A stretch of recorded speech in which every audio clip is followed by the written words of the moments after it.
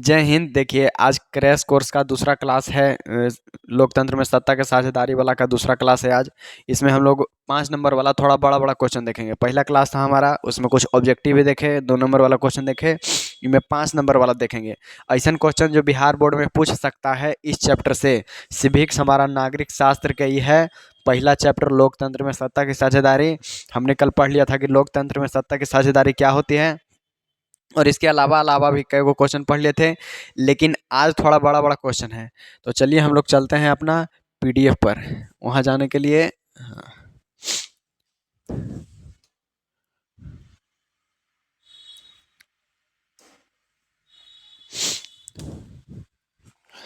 चलिए पहला क्वेश्चन यहाँ है, ठीक है ना।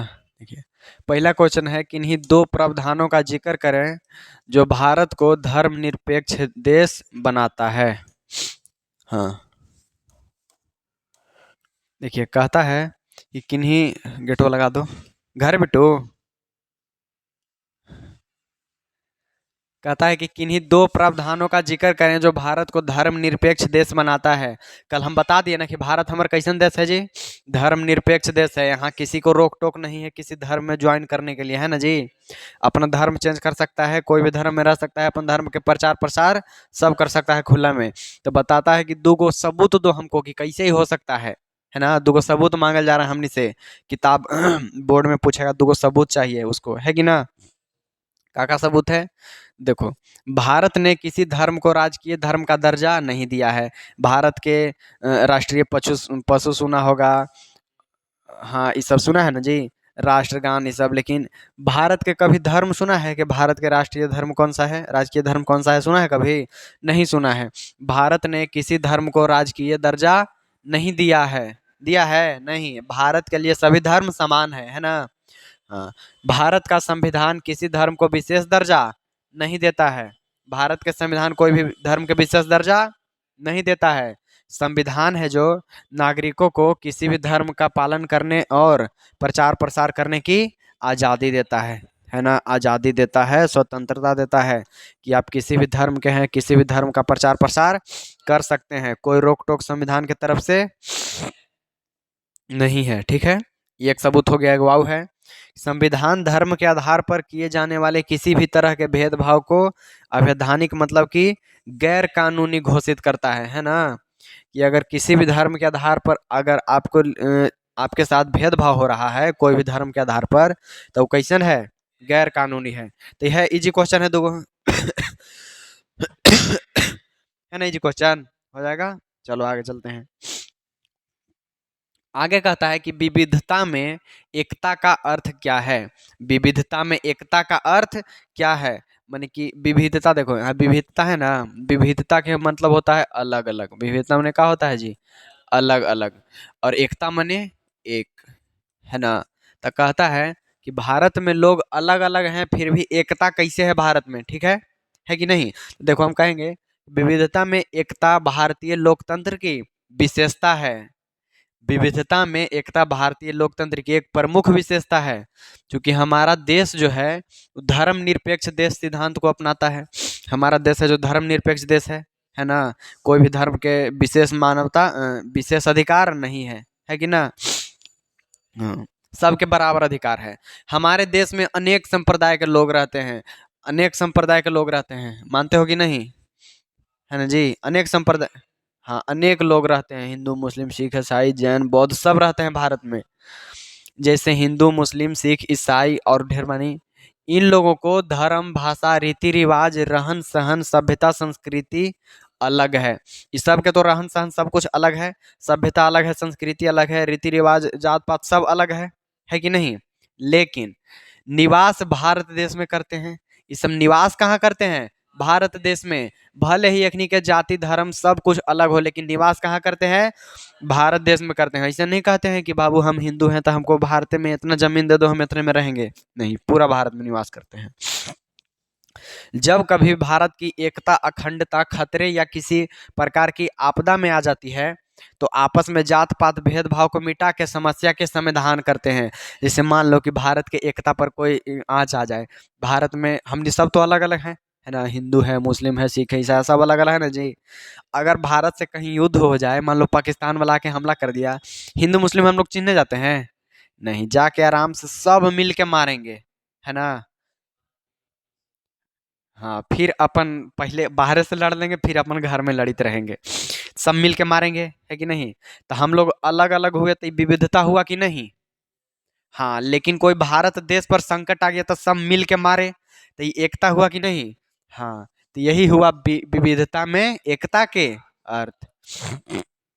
समझा ना, यही हुआ विविधता में एकता के। हाँ चलो, यही है विविधता में एकता के अर्थ।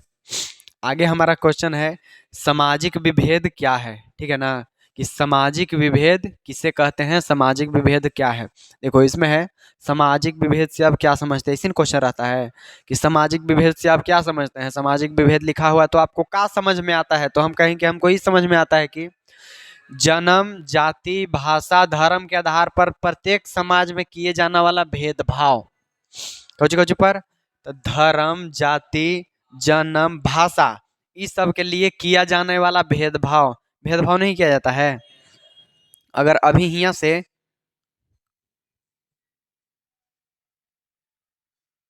कौन है, अगर अभी मान लो यहाँ से कोई ऐसा आदमी आ जाए जे दूसर भाषा बोलता होगा, जैसे यहाँ से आ जाए कोई झारखंड के आदमी आए तो झारखंडी भाषा बोल रहा है, ठीक है, बिहार में आ जाए, ओकरा जो हमने भेदभाव थोड़ा सा नहीं करेंगे, वो अपन आदमी है। चाहे तो भेदभाव ऐसे भी हो सकता है कि उसको ज्यादा मान सम्मान करें, चाहे तो भेदभाव ये भी हो सकता है कि उसको कम मान सम्मान करें, है ना, ये भी भेदभाव हो सकता है। तो भेदभाव हुआ कि नहीं। हाँ, तो धर्म, जाति, भाषा, इस सब के आधार पर सब समाज में किए जाने वाला भेदभाव सामाजिक विभेद कहते हैं, सामाजिक विभेद कहलाता है। अब ना अंदर,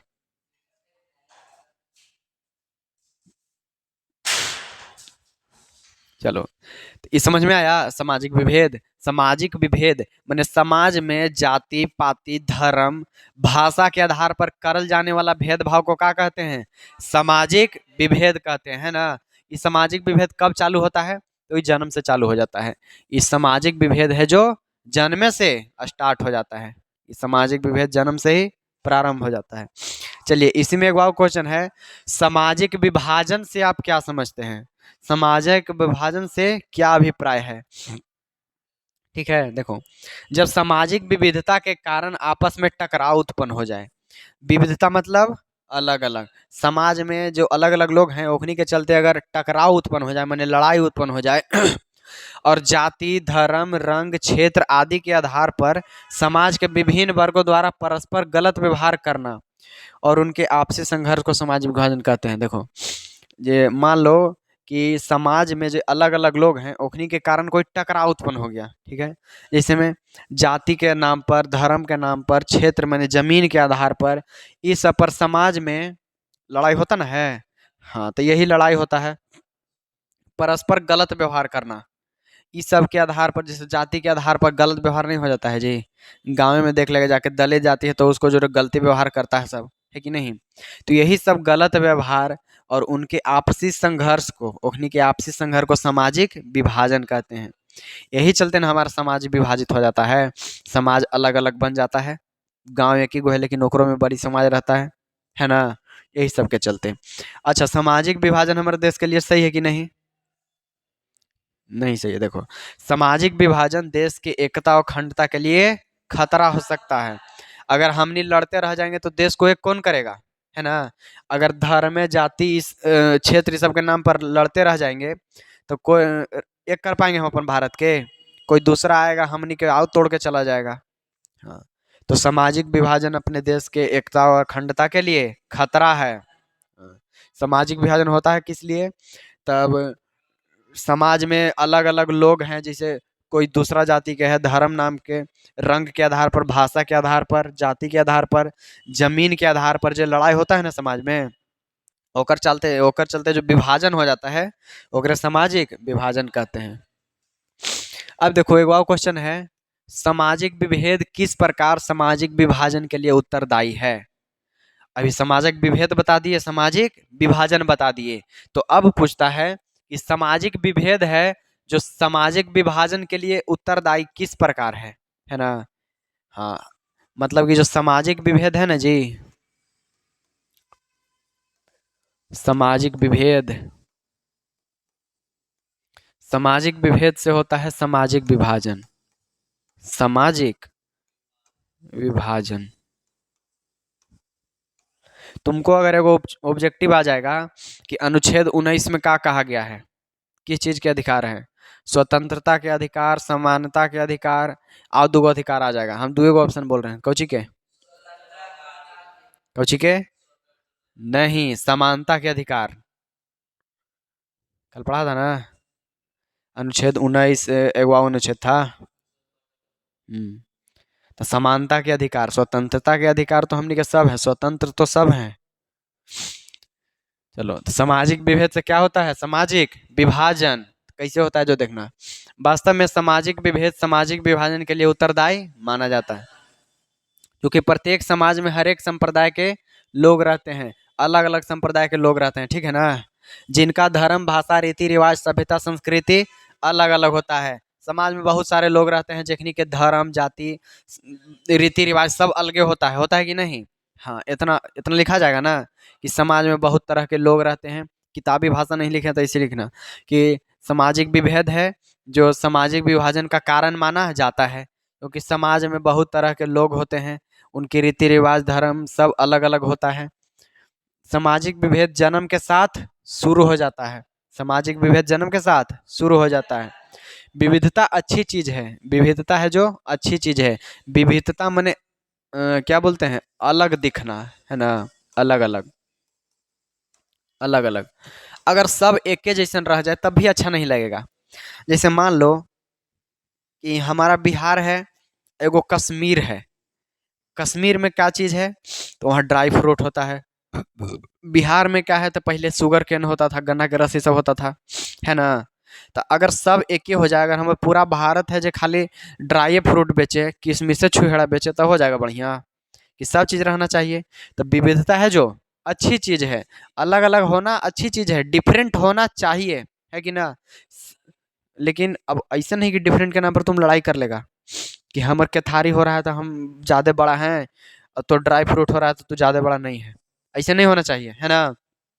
विविधता अच्छी चीज़ है, लेकिन देश के लिए घातक हो सकते हैं जब हमने लड़ाई कर दें तब। अगर हम सभी धर्म, भाषा, क्षेत्र में उलझे रहेंगे, अगर हमने सब धर्म इस सब में उलझे रहेंगे, तो हमारा देश कमज़ोर हो जाएगा। हमारा देश का हो जाएगा कमज़ोर। हमने धर्म, जाति के नाम पर लड़ते रहेंगे, और कोई बाहरी आएगा आदमी, जैसे विदेशी आएगा, हमने के कहेगा, हमने के दे देगा गोली बंदूक, हिंदू के दे देगा गोली बंदूक कि लो मारो मुसलमान के। हाँ, कि ओखनी सब ई कर रहा है। तो अगर हम धर्म जाति में उलझे रहेंगे तो क्या करेगा ना कि क्या बोलते हैं, मुसलमान के टोपी पहन लेगा, कुर्ता पहन लेगा, तुम आगो इसके पास आओ, मुसलमान के टोपी कुर्ता पहन के हमारे देश में ढेला चलावे लगेगा, तो कुछ कुछ करने लगेगा, है ना। तो हमनी के का लगेगा जी, हम लोग को का लगेगा कि हमारे मुस्लिमे सब मारा है कि ना। हमनी पहले ही से लड़ल रहेंगे तो आओ धर के लड़ाई हो जाएगा। तो हमनी अगर पहले से लड़ल नहीं रहेंगे तो हमनी बात करेंगे मुस्लिम से कि कौन था वो जो टोपी लगा के चला रहा था ठेला। तो कहेगा मुस्लिम कि ना हमर हमनी में के तो कोई आदमी नहीं था, हमने तो कोई से नहीं चलाए हैं। तो कहेगा कि ओ, लगता है कि कोई बाहरी आदमी लड़ावल चाहता है ना। मिल कर रहेंगे तब ना ऐसे होगा। ये कि पहले ही से हिंदू मुस्लिम लड़ते रह जाएंगे, और टोपी और कुर्ता पहन के चला दिया ढेला, हमने आओ जाके पूरा सबके धो देंगे, तो ऐसे लड़ाई होगा कि नहीं। तो वही है कि अगर हम सभी धर्म में उलझे रहेंगे तो हमारा देश कमजोर हो जाएगा, और समाज के बंटवारा होता रहेगा। समाज के क्या हो जाएगा जी, बंटवारा हो जाएगा। ऐसा समझो कैसे बंटवारा होगा, होगा बंटवारा। अतः सामाजिक विभेद को मिटाकर सामाजिक विभाजन को रोका जा सकता है। समाज में भेदभाव नहीं रहेगा तो समाज विभाजित होगा, हैं? समाज में हम हिंदू मुस्लिम भाई भाई रहेंगे तब विभाजित होगा समाज, नहीं होगा। तो यही है सामाजिक विभेद और सामाजिक विभाजन। यखनी के तो तुमको नाम से पता लग जाएगा जी, है ना। सामाजिक विभेद और सामाजिक विभाजन सब तो नाम से पता लग जाएगा कि क्या लिखना है। अपन मनो से कुछ बढ़ा के लिखना, हाँ, अपन मन से कुछ बढ़ा चढ़ा के लिख देना, कोई दिक्कत नहीं है, एकदम और बढ़िया रहेगा। ये देखो अब एक आता है कि सामाजिक अंतर कब और कैसे सामाजिक विभाजन का रूप ले लेता है। समाज में जो अंतर रहता है मैंने डिफरेंट रहता है, वो कब समाज के विभाजन के रूप ले लेता है, वो जो देखो ये लिखा है कि जब एक प्रकार का सामाजिक अंतर दूसरे के अंतरों से एकदम खास बन जाता है ना, एकदम अलग बन जाता है ना जी। हाँ जैसे देखो एक हम बताते हैं एग्जांपल लेते हैं, मनगढ़ंत एग्जांपल एकदम ऐसे ही कुछ सोच के। अगर थोड़ा थोड़ा अंतर है तो चलेगा, थोड़ा थोड़ा अंतर है तो चलेगा। इसलिए वो गांव है, हमारा यहाँ साड़ी पूजा हो रहा है 25 तारीख के, तोरा ही हो रहा है 25 तारीख के, लेकिन 2 घंटा बाद तो उतना चलेगा। अब हमारा यहाँ साड़ी पूजा हो रहा है आषाढ़ में 25 तारीख के, और तू जाके करेगा सावन भादो में, तब वो अंतर है कि नहीं? समाज में अंतर जरूर है। जे सावन भादो में करेगा जाके ऐसे एग्जांपल ले रहे हैं। अगर जो सावन भादो में करेगा मतलब कि हमारे पर्व है लेकिन कुछ दिन बाद मनाएगा, हमारे पर्व में तो वो नहीं खुशी मनाएगा उतना, वो तो ऐसे ही घर में रहेगा चुपचाप बैठल, हमने खुशी मनाएंगे तो अंतर नहीं हो जाएगा समाज में।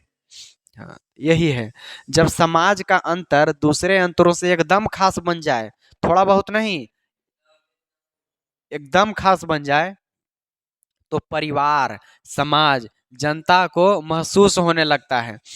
परिवार ये सब जनता ये सब के का होने लगता है, महसूस होने लगता है कि अरे यार हमारे पर्व में वो खुशी नहीं मनाता है, हमको से अलग है कि ना। उसको महसूस होने लगता है कि वे दूसरे संप्रदाय के हैं, होखने के अलग लगता है कि अरे हमने दूसरे संप्रदाय के का है, हमारे पर्व में खुशी नहीं मनाएगा, हमारे पर्व में खुशी नहीं मनाएगा, पकवान नहीं खाएगा, हमने से मिले जुलेगा नहीं, तो नहीं लगता है कि अलग है। हाँ इससे सामाजिक विभाजन भी हो जाता है, कहता कि अरे जब लग ही रहा है तो जाओ अलगे, कहला रह रहा है हमनी दने, है ना। सामाजिक विभाजन यह चलते हो जाता है। ऐ समझ में सामाजिक अंतर कब बन जाता है, अगर थोड़ा बहुत अंतर है तो चलेगा, है ना। मान लो कि हमारा भी पूजा हमारा ही अभी होना है, वो समाज है 2 घंटा बाद करेगा पूजा, कोई बात नहीं, 2 घंटा पहले आके वो खुशी मना लेगा, हम अपन पूजा करके 2 घंटा बाद ओकरा ही जाके खुशी मना लेंगे, है कि नहीं। ये अंतर हो पाएगा नहीं, हम आज मना रहे 2 महीना बाद मनाएगा, ये तो हो जाएगा विभाजन। तो यही है सामाजिक अंतर सामाजिक विभाजन के रूप ले लेगा। ये समझ में आ रहा है?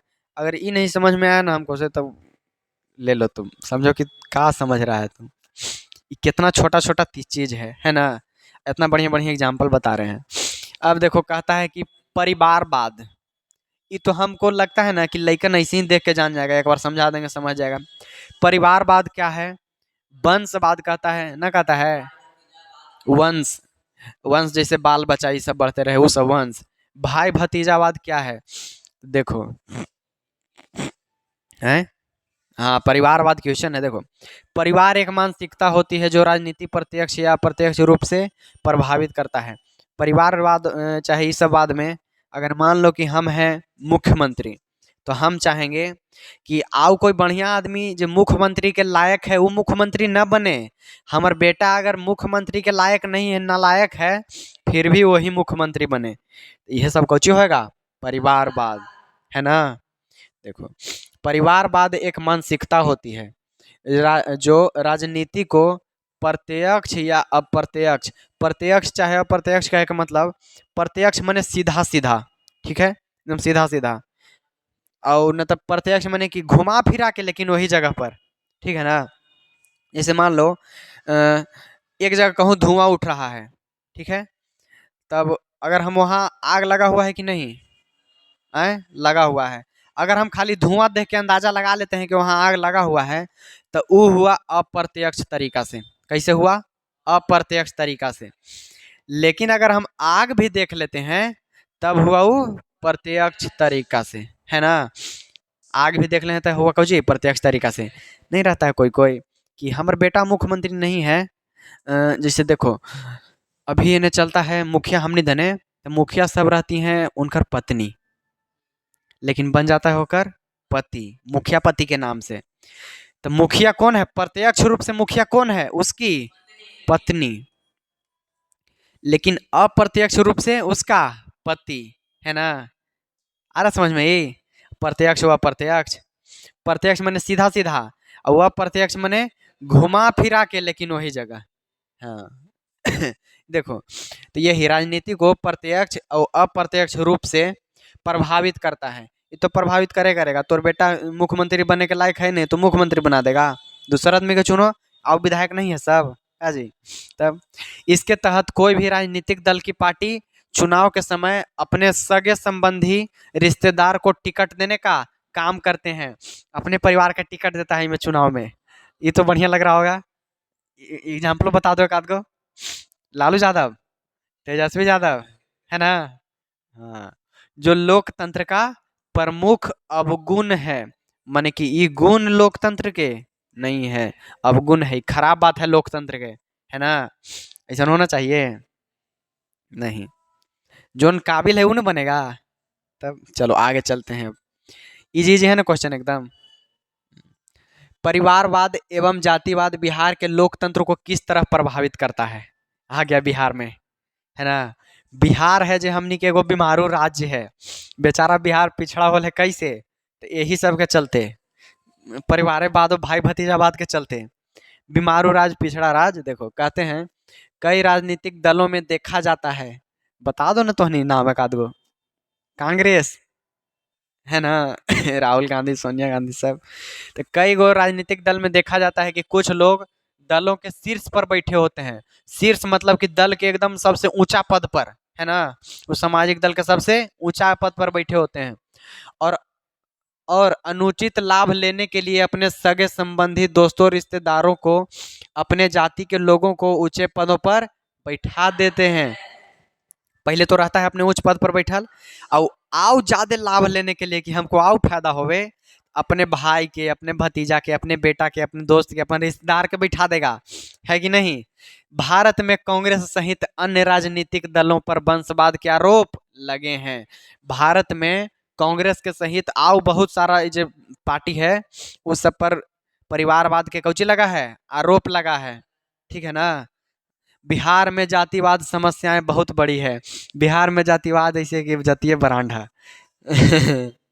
जातीय बरांडा केकर कहता है सर, जादव के जी। जातीय बरांडा। हाँ, तो बिहार में जातिवादी समस्याएं बहुत बड़ी है। बिहार के आदमी का कॉलर ट्यून देखेगा, चमरान जी आपका कॉल आ रहा है प्लीज कॉल पिकअप कर लीजिए। बिहारी बाबू आपका कॉल आ रहा है प्लीज कॉल पिकअप कर लीजिए, ऐसे ऐसे आएगा। प्लीज पिकअप द कॉल, ऐसे ऐसे रिंगटोन रहता है। अब देखो, बहुत सी पार्टियां जातिवाद को बढ़ावा देकर लोकतंत्र में अपनी स्थिति को मजबूत करती है कि नहीं जी। जैसे अभी लालू यादव के चल रहा था, लालू यादव तो बेचारे हट गए, उनका जगह पर कौन आ गए, तेजस्वी यादव। लेकिन नाम के हैं तेजस्वी यादव, काम तो चल रहा होगा लालू यादव के, वो कहेंगे जैसी, है ना। देख रहा है कैसे हो रहा है। हाँ, लालू यादव, तेजस्वी यादव, राबड़ी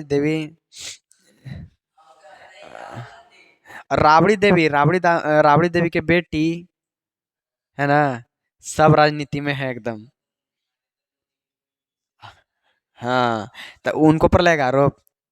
तब देखो, परिवारवाद और जातिवाद से ग्रसित लोकतंत्र एक गंभीर समस्या है। जोन लोकतंत्र में परिवारवाद रहेगा वो बढ़ेगा, उस क्षेत्र का विकास होगा कभी नहीं। वो गंभीर ग्रसित लोकतंत्र एक गंभीर समस्या है। यह न केवल देश की एकता बल्कि अखंडता के लिए भी बहुत बड़ा खतरा है। देश की एकता नहीं, अखंडता। जिसे अखंडता माने कि देश हमारा न टूटे, एक रहे, उसको अखंडता कहते हैं। तो हमारे देश के एकता व अखंडता के लिए बहुत बड़ा खतरा है, ठीक है ना। और इससे बिहार की राजनीति को भी नुकसान हो रहा है। इससे खाली बिहार के नहीं, देश के भी राजनीति को नुकसान हो रहा है ना। इससे बिहार की राजनीति को भी नुकसान हो रहा है तथा हाँ, देश देश को भी इसका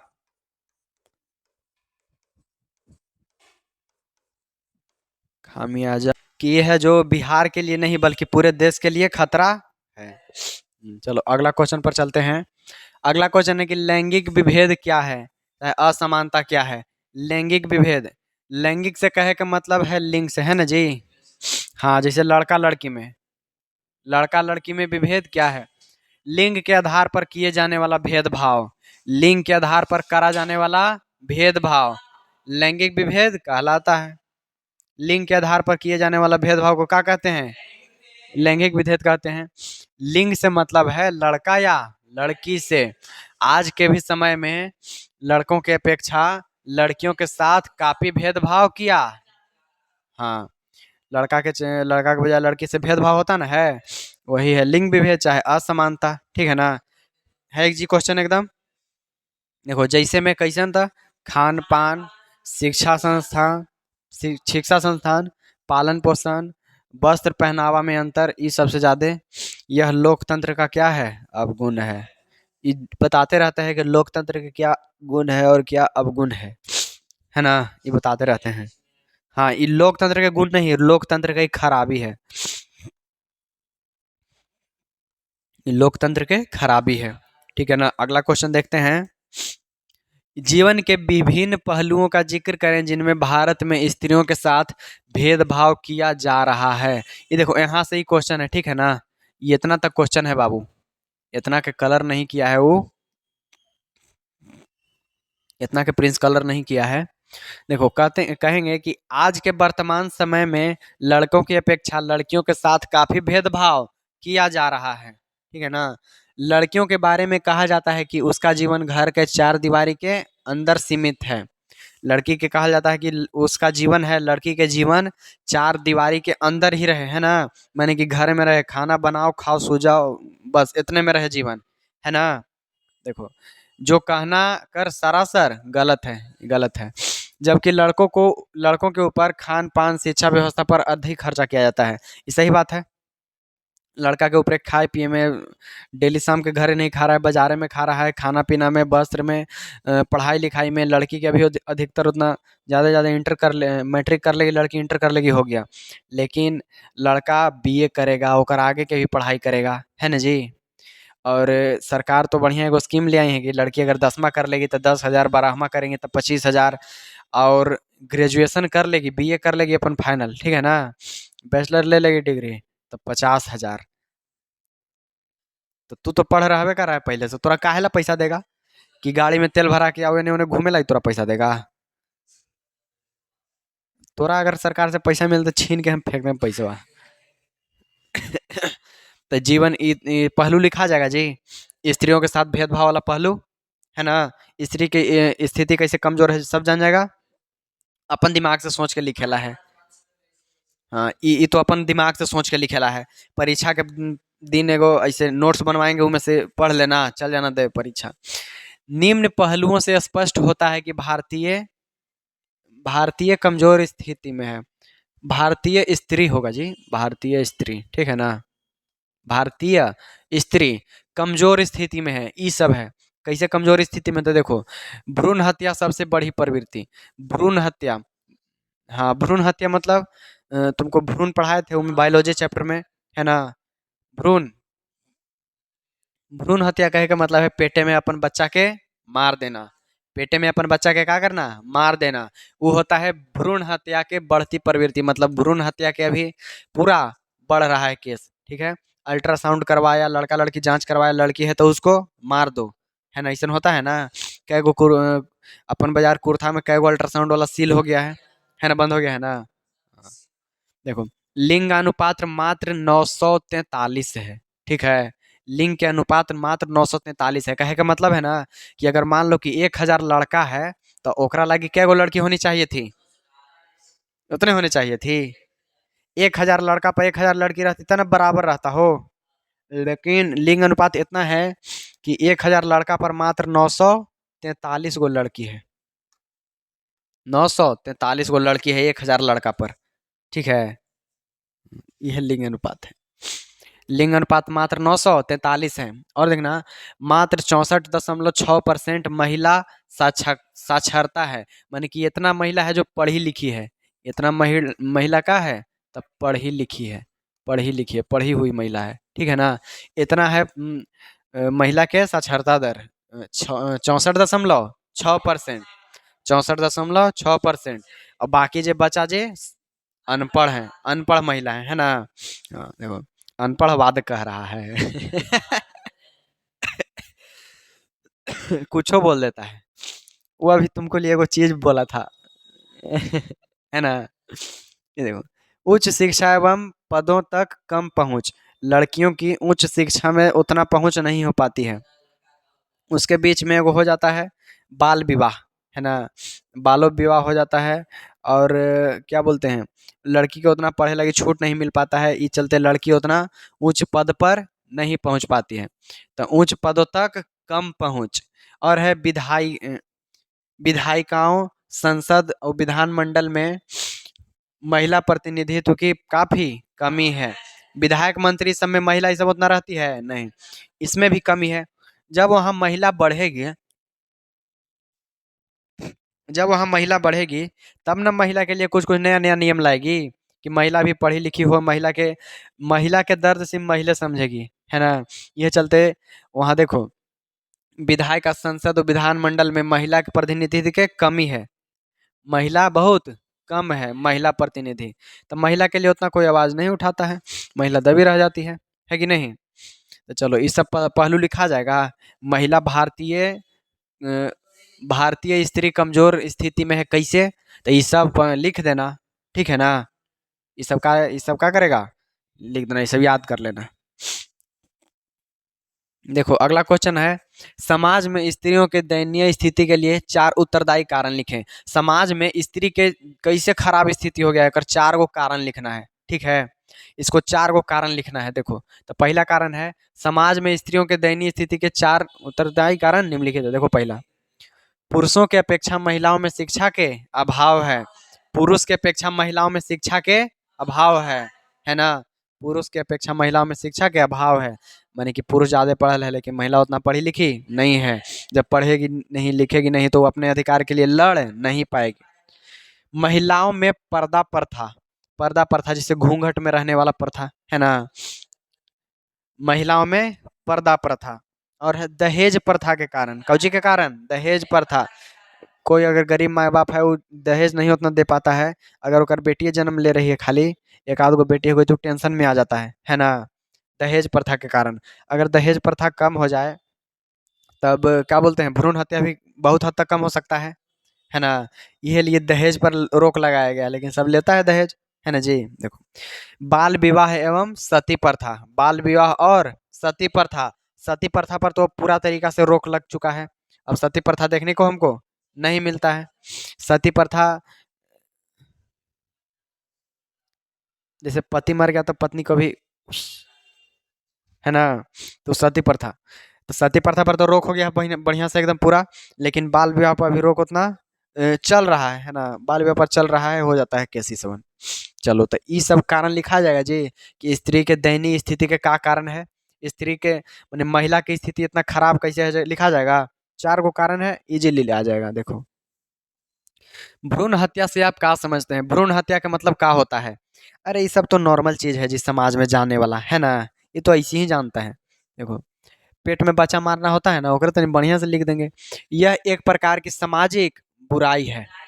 तनी सोच सोच के, ये एक प्रकार की सामाजिक बुराई है जिसके तहत माता के गर्भ में पल रहे शिशु, माने कि माता के पेट में पल रहा बच्चा के लिंग के जांच अल्ट्रासाउंड या अन्य मशीन के द्वारा, है ना, अल्ट्रासाउंड से चाहे आओ कोई मशीन के द्वारा इसको जांच करके कि पेट में बेटा है कि बेटी, इसको जांच करके और अ, अगर जन्म लेने वाला बच्चा लड़की हो तो उसे जानबूझकर गर्भपात कर दिया जाता है, माने कि अगर बच्ची निकली, लड़की निकली तो उसको क्या किया जाता है, मार दिया जाता है।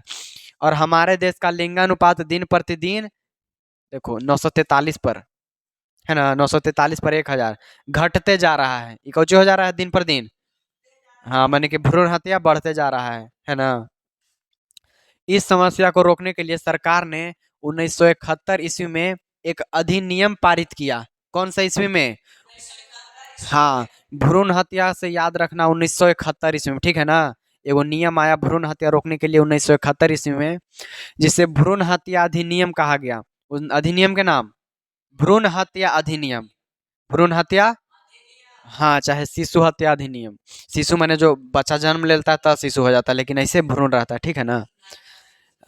जो सफल न होकर असफल साबित हुआ, इस सफल नहीं हुआ, इस सफल 1971 में को इसको रोकने के लिए नियम पारित हुआ जो सफल नहीं हुआ।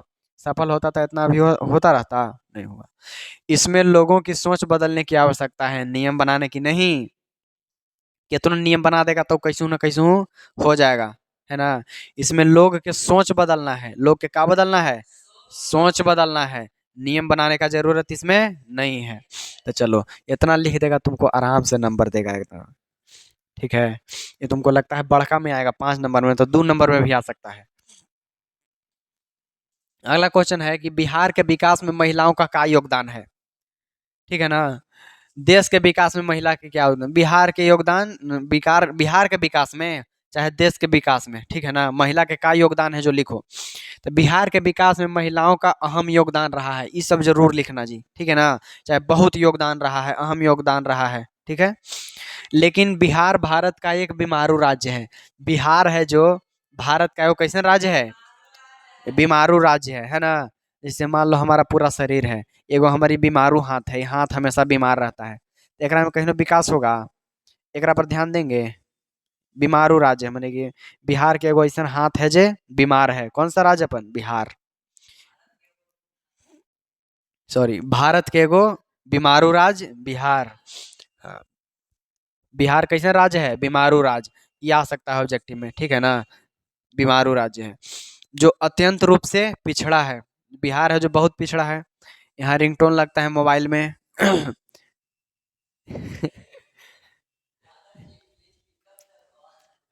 जादव जी प्लीज अपना फोन उठाइए, दूध देने के लिए जाना है।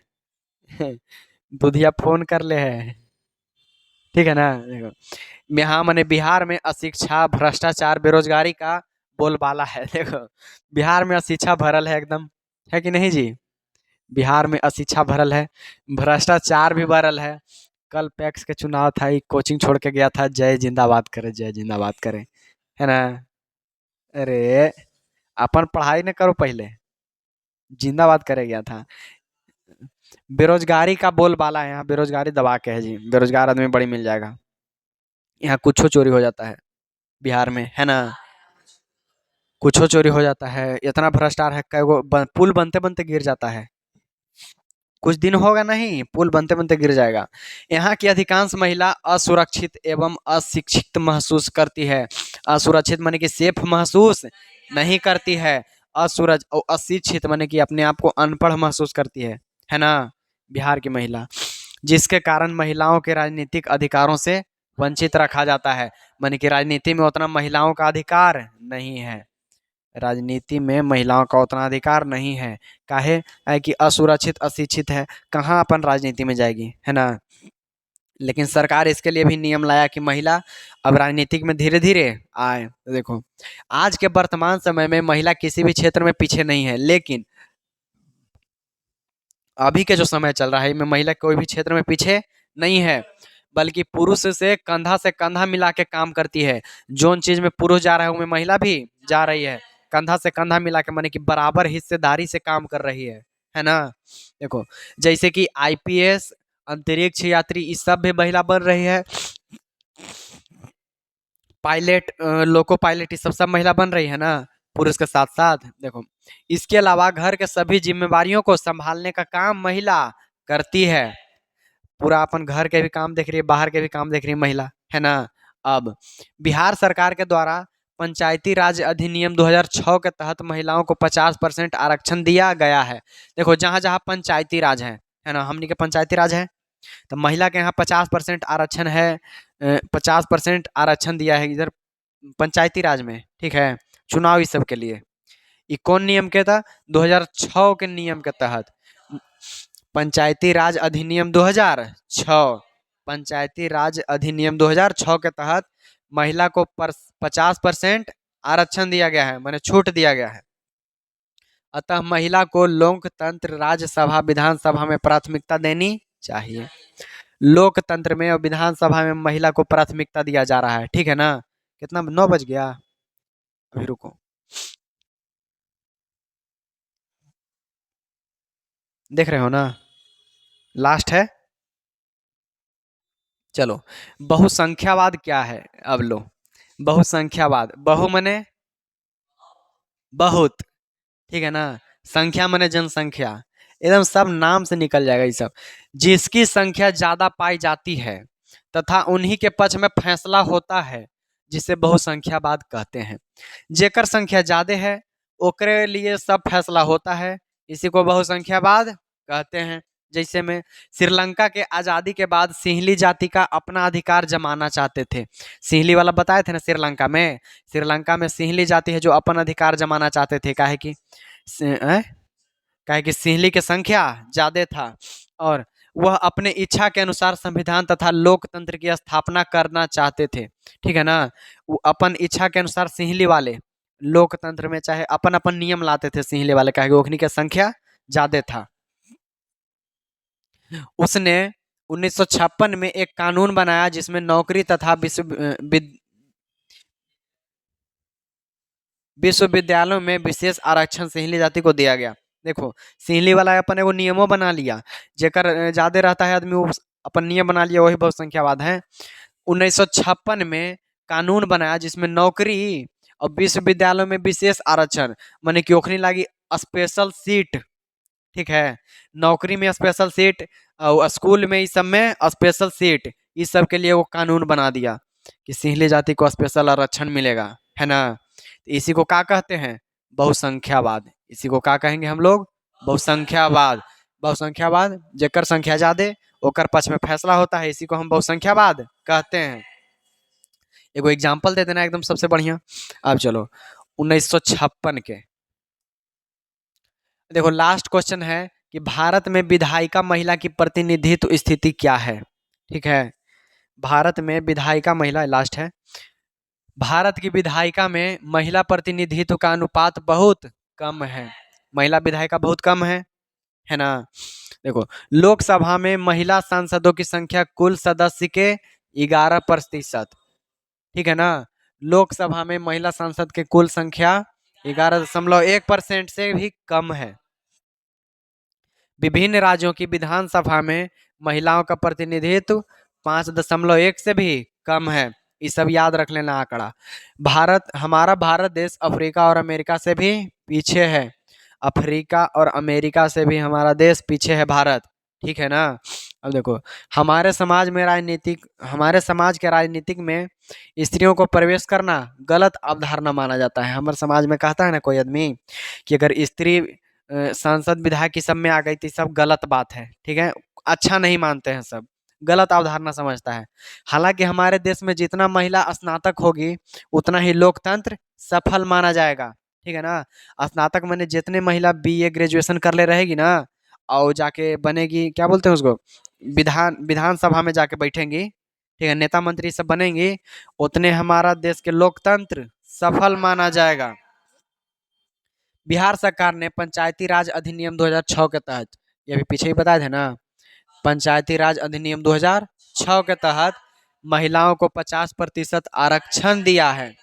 कार्य किया है, वह हर एक प्रकार के चुनाव में भाग लेने का काम करती है महिला अब। ठीक है ना, महिला अब सब प्रकार के चुनाव में भाग लेने का काम करती है। ठीक है, चलो, हमारा ये जो लोकतंत्र में सत्ता के साझेदारी चैप्टर था, इसका सब क्वेश्चन समाप्त हो गया। ठीक है, हमारा ये चैप्टर आज समाप्त हो गया। हम दूसरा विषय के साथ मिलेंगे अगला वीडियो में।